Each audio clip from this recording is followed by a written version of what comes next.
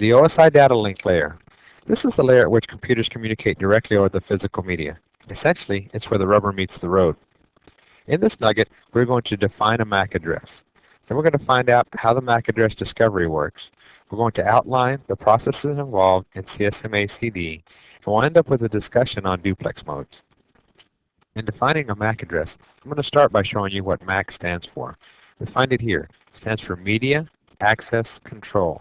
Now, this name actually came from the fact that the data link layer has two sublayers. One is called LLC, which is Logical Link Control, and it addresses all matters above this layer. And then the bottom sublayer is the Media Access Control, and as it says, it's getting ready to access the media. It's the control features to do that correctly. As with most popular identifiers, the MAC address does have aliases. You'll also hear it referred to as the Ethernet address, the physical address, and sometimes a burnt-in address. All right, let's look at the makeup of how a MAC address is represented. First of all, it's a 48-bit address represented in hexadecimal. 48-bit or 6 bytes, and that's what you'll see here is 6 sections, 1, 2, 3, 4, 5, 6. Each 2-digit hex number is separated by colons. And you see that here as the colons divide each of the 6 bytes. So where do we find a MAC address is a really good question to ask at this point. And I'm going to show you on a Windows machine where that can be found, and it's going to be different depending on your operating system. But IP config -all will bring up quite a bit of information. What we're really concerned with right here is the physical address. Remember that I told you that the MAC address has many aliases, and the common one used within a Microsoft environment is the physical address, and I see here 00065B0159B7, which, by the way, is exactly what I have here. To avoid confusion and maybe even intimidation, let's take a detailed look at the hexadecimal numbering system and how it works to make you feel more comfortable with the representation of a MAC address in hex. All right, the hexadecimal numbering system. It's a base 16 numbering system. What does that mean to us? Let's take a look at other numbering systems and their bases to give you an idea of what we're driving at. First of all, the decimal numbering system has a base of 10. The binary numbering system has a base of 2. We'll see that evident in their place values. Let's look down here. The decimal system has place values. In the first place value, there is a 1. In fact, all numbering systems are going to start with a 1 place value. At that point, you take the current value and multiply that by the base, which is 10, to come up with the next place value. So 1 times 10 is 10. Take this place value, multiply it by the base, 10 times 10, we come up with 100 for the next place. 100 times 10 is 1,000. And this would go on infinitely. But you understand that we increment multiplied by the base of the current number in each place. Let's look at the binary system. Again, we start with a 1. We multiply that current value by the base, we get a 2. 2 times 2 is 4. 4 times 2 is 8. 8 times 2 is 16. 16 times 2 is 32. 32 times 2 is 64. 64 times 2 is 128. At this point, we stop. Most representations within the computing field are represented in octets, and we have 8 values here in our binary number system that represent an octet. So we stop here. Let's go on to the hex. Again, we start with a 1 place value. Multiply that current value by the base, which is 16, to get the next place value. Luckily with hex, we stop here. There's only 2 place values that we deal with, and the reason for that is, again, most numbers are represented in octets in computing. So a decimal value of 255 if every one of these place values was turned on. Well, if we turn each of these 2 values to their maximum range, we get a decimal equivalent of 255, so we don't need to go any further. Don't be concerned that the 255 didn't show up on your whiteboard. I'm simply ghostwriting to draw the point home, but at the same time, keeping from cluttering the whiteboard. All right, we spoke of ranges in each of these places. Let's talk about the ranges. In the decimal numbering system, we have a range of 0 to 9. What does that mean? That means in each of these place values, I can have a representation of a number from 0 to 9. If this was a 5, it'd be 5 times 1 equals 5. That's the value. But let's make it a little bit more complicated. If I had a 5 in the first place value and a 5 in the second, essentially what you would be working out is 5 times 1 is 5. 5 times 10 is 50. 50 plus 5 is 55. So you see how that works. Within the binary numbering system, The range is pretty easy. It's a 0 or a 1. And again, a 1 is representative of turning the value on, and a 0 is turning it off. So you have a 0 or 1 here, 0 or 1 here, 0 or 1 here, and that continues down the line. Now for a hex numbering system. Binary was really easy, and then we had to move into hex. This is a bit more complicated. We have values 0 through 9, as we did in decimal, available to us, but we also have the letter values A through F available to us. Why did this happen? Okay. We didn't want to take each place value and have a double-digit range underneath it. It would just get confusing if I had a 10 here and a 10 here, understanding how these lined up. So instead of doing that, if I wanted to represent tens, what I would do is I would use an A in that field. So now A representing a 10 times 1, that's a 10 value in the ones field. And if I had a B in the 16th field, it'd be 11 times 16, which is 176 as a value. Remember earlier, I said we only need 2 placeholders within the hex numbering system because at their maximum range they would represent 255. Let's illustrate that. I have a 1s place and I have a 16 place. On the 1s, if I make that an F, again that's the top of our range representing 15, and in the 16th field represent an F as well, what I'm going to come up with is a 15 value in the 1s field, and in this field, 15 times 16 being 240. I add these two values up, and I come up with the decimal number 255, which again is the max of our range. Going back to our MAC address, let's look at the different parts. Here we have a standard MAC address. Again, it's what I pulled from the machine, and it's known as a universal MAC address, a UMA. There are 2 parts to every universal MAC address. The first part is a vendor ID. In this case, 00065 Bravo. This vendor ID is also known as an organizationally unique identifier, an OUI. This portion of the MAC address was named very well because it offers a unique identifier per organization. Essentially, the IEEE, which is a standards organization in the networking world, will hand out this 3-byte identifier to a specific company, and only that company can use this OUI for its universal MAC addresses.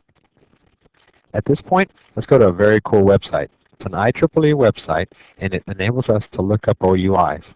All right, so in the search string here, I'm going to type in Dell Computer Corp,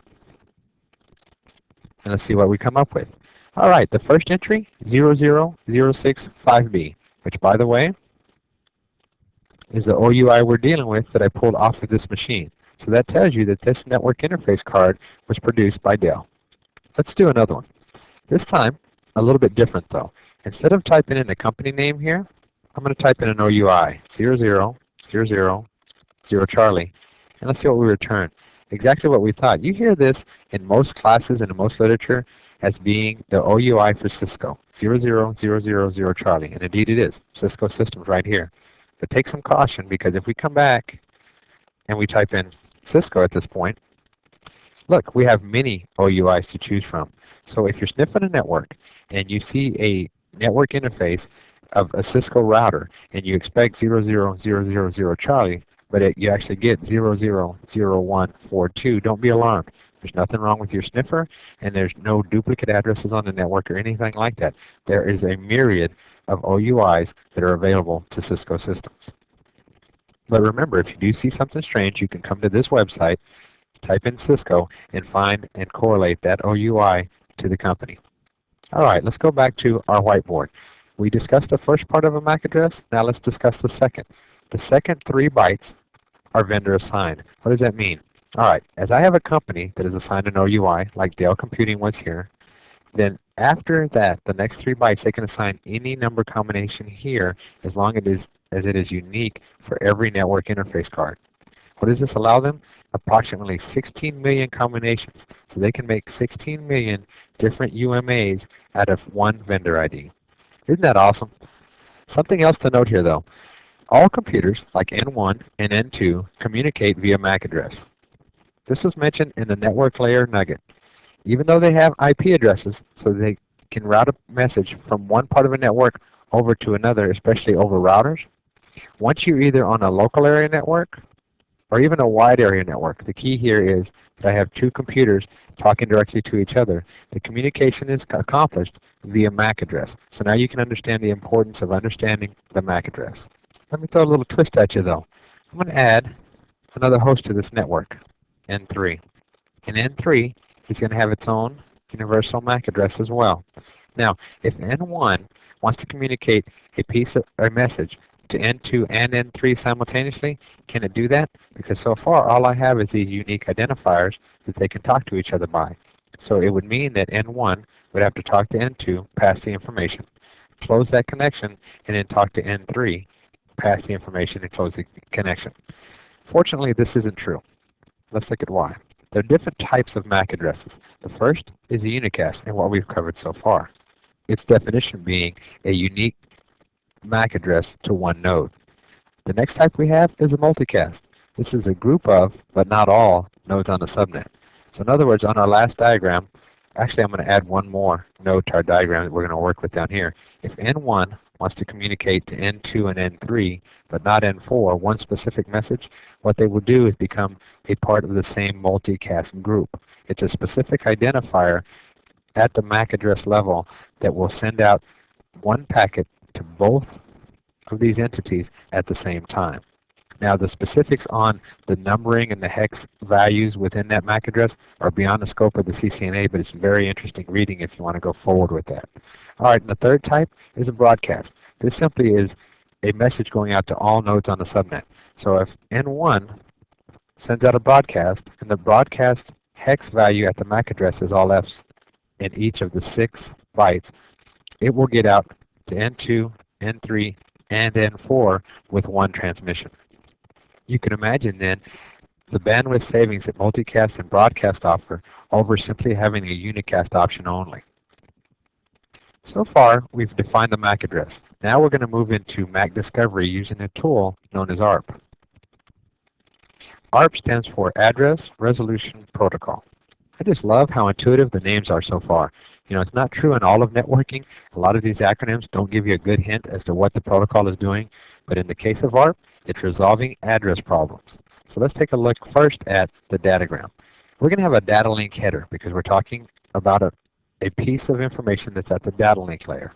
We're going to have some miscellaneous fields here that make up the IP header. And we're going to have a sender MAC address field, a sender IP field, a target MAC field, a target IP field, and a trailer. All right, so let's look at a scenario. I have N1. It wants to talk to 192.168.1.253. It knows the IP address it wants to talk to, but again, these computers being directly connected have to talk via MAC address. It doesn't know the MAC address. So what does it do? It sends out an ARP request. This is what the packet's going to look like. It's going to have the sender MAC, which is this value here in this field. So that we have. It's going to have the sender IP, 192.168.1.254 in this field. The target MAC. This is exactly the question. It's going to leave this blank and say, please fill this in. The target IP, 192.168.1.253, will be filled in here. Here's the trick though. We talked about the fact that all these devices talk via MAC address. I don't know the MAC address of N2, so how am I going to get this question to him in the first place to find out how I talk to him? The secret in that is what we covered just a minute ago, and that's the broadcast address. So a series of all Fs is going to be set here for 6 bytes, as we said before, for a broadcast address in the data link header. What does that mean? That means that everybody on this wire is going to receive that packet. N3 is going to get it as well as N2, and they're both going to process it. N3 is going to look at it. As it gets up into the packet, it's going to understand that there's a question for a MAC address related to an IP address of 192.168.1.253. It looks at its address. I'm 192.168.1.252. It's not me, and it simply discards that packet. Doesn't answer, doesn't do anything with it. N2 is going to process it as well. Do the same thing. It's going to look at the target IP, match it against its own, and it's going to say, hey, that's me. I better reply. Now, in the reply, instead of having this broadcast traffic going across, when I received that request, I received the MAC address right here of the original sender. So now that's going to be in the data link header.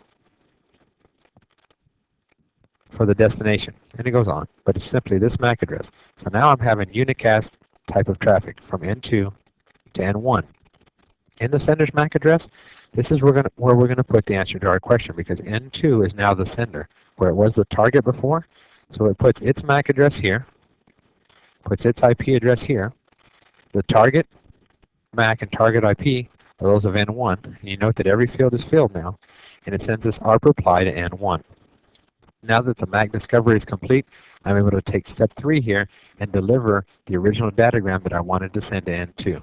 Now, to keep this from happening every time I want to send information to N2, there is a cache within all computers, and you can set this administratively to whatever length of time you want, but for a period of time, it's going to cache that 192.168.1.253 has a MAC address of the exact answer it got here, and it'll keep that in cache for a period of time. Address Resolution Protocol, a pretty streamlined process used to discover unknown MAC addresses. Now we're going to outline the processes involved in CSMA-CD. Again, we're going to start with breaking out the acronym. CS is carrier sense, MA is multiple access, CD is collision detection. To help you better understand CSMA-CD, let's start by looking at a common occurrence. What I have here is a 4-way stop at an intersection. These represent cars. I know they probably don't look like cars, but that's what they're going to be for our analogy. These are stop signs. All right, when I have a car here that gets to an intersection, the first thing I do is carrier sense. I look around at all points of the intersection to make sure that nobody else is going through. That can include cars, it may be pedestrians, it may be bikers, animals, anything. Why do I do that? Because there is multiple access. I don't own this intersection. There are other people, other vehicles that can go across here. Now, as I proceed into this intersection, I constantly watch still for other vehicles, cars, pedestrians, animals, for collision detection. And once a collision occurs, I'm going to have to go through a certain process to notify everybody of the collision and take care of the people that are involved. The same type of scenario plays out in the networking world. I have computers N1, N2, N3, and N4, all of which have a transmit pair and a receive pair on their physical media. And they're going to attach to what's commonly known as a common bus. In this architecture, I have one piece of shared cable or media that these signals are going to traverse. Now, you'll see it a lot of times represented in a hub, which is a multi-port repeater. All right, so let's say that N1 wants to send traffic across to N4. It's going to do just as this vehicle did. First thing it does, carrier sense. Is there anybody on this bus? If there's not, then I'm going to send my packet across the bus, watching and listening the whole time for a collision. If a collision occurs, now I have a protocol that I need to follow to let everybody know first that there has been a collision and to take care of retransmissions. How do I do that? I have a 32-bit jam signal that I send out of N1. As soon as I hear a collision, you know what, let's represent the collision. N1 sends out a packet. At the same exact time, N3 sends out a packet. At some point, they're going to meet. When that happens, you can measure the differences in the electrical signals on this cable, and N1 says, hey, that's a collision. 32-bit jam signal sent out across the wire. N3 sends the same signal to everybody, so everybody receives it. It says, hey, there's been a collision, there's been a collision. Now, every one of these computers is going to run a backoff algorithm. What this does is, it's a random set of time that each computer is going to wait before retransmission. It doesn't sound like it could be too successful, but it really is. It's very successful in the fact that once a collision has occurred, everybody backs off this random amount of time, and then they try to retransmit again. So N1 waits a random amount of time, retransmits. It will be different than N3, and the packet should get across. But let's say for the sake of argument that it's not. Let's say it is, or maybe it is. It's different than N3, but now N4 throws something out on the wire, and we keep getting collisions. This backoff algorithm will happen in a single computer 15 times, which is going to give you a total of 16 tried transmissions. If at that time you got 16 collisions, what it's going to do is the data link layer is no longer going to deal with this, and it's going to send it up to the higher layers to take care for retransmission. Let's say it's a TCP packet, then the TCP packet will time out and say, I haven't been acknowledged sending that packet, so let me try it again. So there you have the process of CSMA-CD. Now you could argue that if carrier sense was improved to the point that you didn't transmit on the wire until you were sure that there was nobody else transmitting, then we wouldn't need collision detection. And think of the time it would save and the bandwidth and the retransmission time. The problem is it will never work on a shared bus. This is the part that hinders us and the reason we have to have collision detection. This same shared bus architecture is the reason for another rule that's imposed on computing. And it says that as N1, a computer, if I am transmitting on the wire, I shut down my receive pair. I cannot receive at the same time to save confusion on this common bus. This mode of communication is known as half duplex. Now there's two duplex modes that we're going to talk about. The first is half duplex. So I have the same architecture here that was on the previous whiteboard. N1 can transmit but cannot receive because of the shared bus that it rides on here. So, at some point though, somebody had to connect two PCs back to back, N1 and N2. And they said, I have a transmit pair. I'm transmitting from N1 to N2. By rule, I am not allowing anything to come in on my receive side. What a waste. I have a pair that is being used for transmit. I have a pair open that I could be used for receive of information from N2 to N1. I'm simply not using it. So full duplex was born. And it said, let's throw out that rule. Let's transmit and receive at the same time as long as there's no possibility, that's zero possibility of collisions. Now that was true on PCs that were connected back to back. But what can I do for my networked environments when I have more than two computers that need to share a common media? Now, up here, I had a common media, but it was a shared media, so I couldn't run full duplex. Then a switch came along, and it said simply this. I have a backplane that's known as a matrix. Within this matrix, I can create dedicated pipes. Instead of taking up the whole backplane, just dedicated from, let's say, N1 transmit pair to N2 receive pair. Now, I still have room within my matrix to have N4's transmit pair run to N1's receive pair. And I have two conversations happening simultaneously without the possibility of collision, as I said here.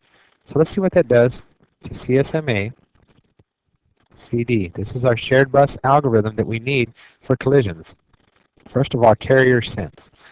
Do I need that in this media? Are there multiple computers that can access this at the same time? No, it's a single dedicated link. So I don't need carrier sense because there is no multiple access. And because of that, collisions are not a possibility. So I can turn this off. Anytime I'm running full duplex, CSMA CD is off. Another advantage to full duplex mode is that if I'm on a 10 meg network, I have a transmit capacity of 10 meg and a receive capacity at 10 meg simultaneously. Essentially, 20 meg of throughput on a 10 meg network. Now that you know the differences between half and full duplex, a general rule should be run half duplex when you have to and run full duplex anytime you can. In this nugget, we have defined a MAC address. We looked at MAC discovery via ARP. We outlined the CSMA CD process. We also discussed two duplex modes. I hope this has been informative for you, and I'd like to thank you for viewing.